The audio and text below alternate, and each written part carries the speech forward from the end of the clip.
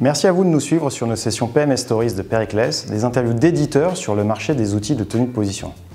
Aujourd'hui, nous abordons la dynamique du marché français des PMS. Nous avons le plaisir d'accueillir Stéphane Stauba, Sales Director chez Broadridge, pour partager son point de vue.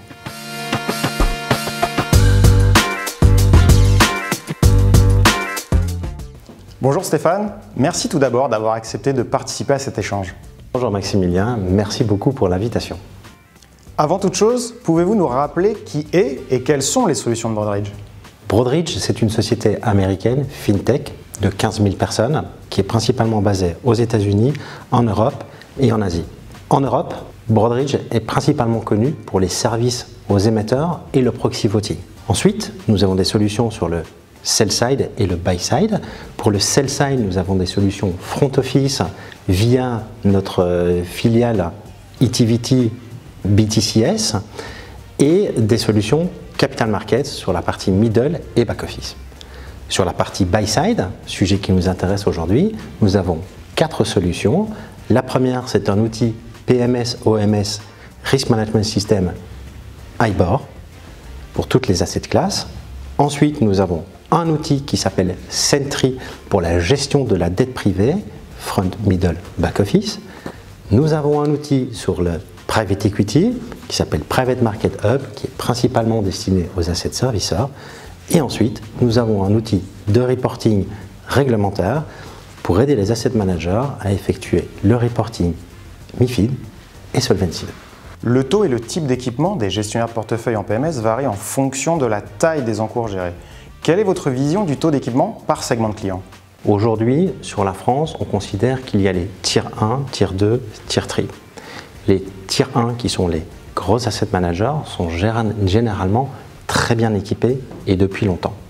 Par contre, pour les acteurs de tier 2, tier 3, ils ont soit des solutions qui sont internes, soit des solutions qui sont externes. C'est un choix stratégique de l'asset manager lors de son lancement d'utiliser soit des solutions externes et intégrées, soit de capitaliser sur des développements internes. Cependant, en accompagnant la croissance des tier 2 et des tier 3 qui ont des solutions internes, ils vont quand même parfois s'outiller sur certaines parties d'activité et donc il y a une fragmentation des outils qu'ils utilisent. Or, aujourd'hui, on constate qu'il y a un besoin de standardisation des process, quelles que soient les classes d'actifs traitées. Le marché du PMS est donc un marché de renouvellement pour les tier 1 et les tier 2. Dans ce contexte, qu'est-ce qui incite les gestionnaires à remplacer leur PMS? Alors, il y a 2 points. La première partie concerne le fait que les asset managers ont des besoins de stratégies divers, c'est-à-dire qu'ils vont être multistrates. Donc, ça veut dire qu'ils vont utiliser des actifs différents qui soient listés ou qui soient OTC. Donc il y a une augmentation des catégories d'actifs qui sont traités, premièrement. Ensuite, au travers les actifs et les nouvelles stratégies, on va se retrouver avec des situations où l'asset manager aura besoin de traiter des produits qui sont publics et aussi des assets qui sont dits privés. La deuxième chose concerne l'obsolescence des systèmes. Il y a encore pas mal d'asset managers qui utilisent des systèmes qui ne sont pas en SaaS ou en private cloud. Ces solutions SaaS et Private Cloud favorisent le fait que les utilisateurs finaux sont plus autonomes et plus indépendants dans la manière d'utiliser leurs outils d'une part, et d'autre part, l'outil en SaaS ou en Private Cloud permet une diminution des effectifs IT qui vont gérer l'ensemble des systèmes au sein d'un écosystème des asset managers. L'offre progicielle disponible sur le marché est assez large. Comment jugez-vous le niveau concurrentiel du secteur? Effectivement, Maximilien, il y a une concurrence qui est importante, et notamment depuis quelques années où il y a des nouveaux entrants. Broadridge, par exemple, depuis que je suis arrivé il y a 18 mois, investit massivement sur ce marché.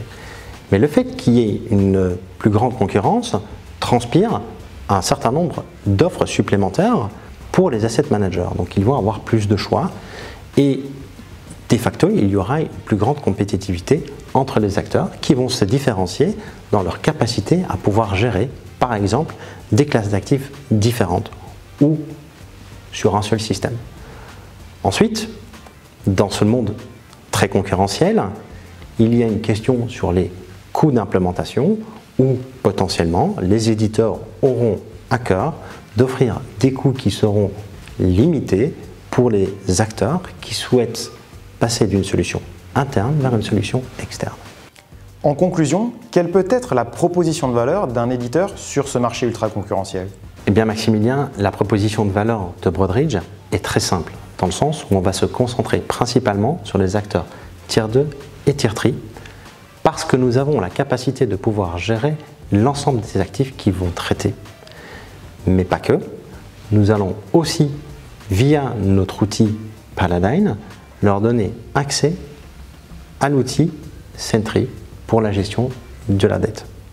Le fait d'avoir une unicité des systèmes pour les clients permet d'avoir une meilleure gestion de la data, une meilleure gestion des risques et surtout de fournir un meilleur reporting client. Merci beaucoup Stéphane pour cet échange et ces éléments.